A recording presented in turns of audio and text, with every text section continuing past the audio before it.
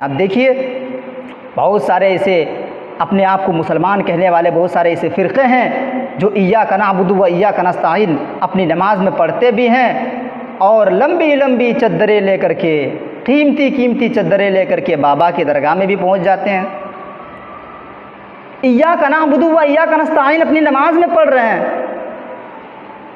और जा कर के बाबा की कब्र में पढ़ करके बैठ करके बाबा से दुआ कर रहे हैं, बाबा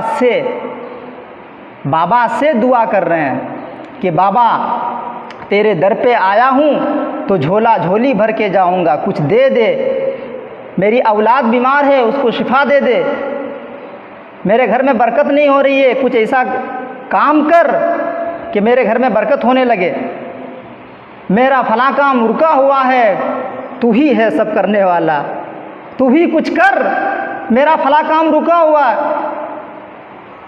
तो ये इबादत है, गैर के सामने जाकर के दुआ करना, कब्र के सामने जाकर के दुआ करना, ये इबादत है। और इबादत आप अंजाम दे रहे हैं एक कब्र में जो बाबा पड़ा हुआ है, जिसका खुद का पता नहीं है कि उसका हश्र क्या हो रहा है, कब्र में वो उसको अजाब हो रहा है या क्या हो रहा है, तुमको तो कुछ पता ही नहीं है, क्योंकि वो मुर्दा पड़ा हुआ है। और उसके सामने जाकर के दुआ करना, नौज़ बिल्लाह, ये इस्लाम नहीं है, ये इस्लाम नहीं है। गैर के सामने अगर इबादत की जाए तो इसको इस्लाम नहीं कहा जाता है। गैर के सामने जा करके उससे दुआ करें हम, तो ये इस्लाम नहीं है। इस्लाम के अंदर शिर्क की बू भी नहीं आनी चाहिए।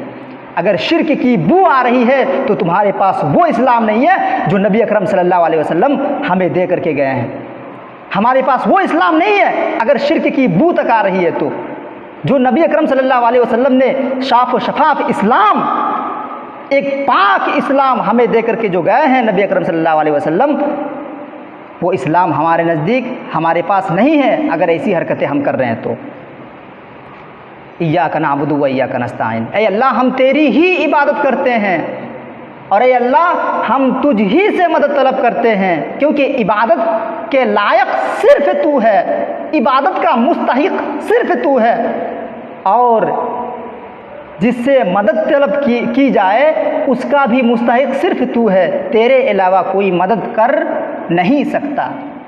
इय्याका नअबुदु व इय्याका नस्तईन।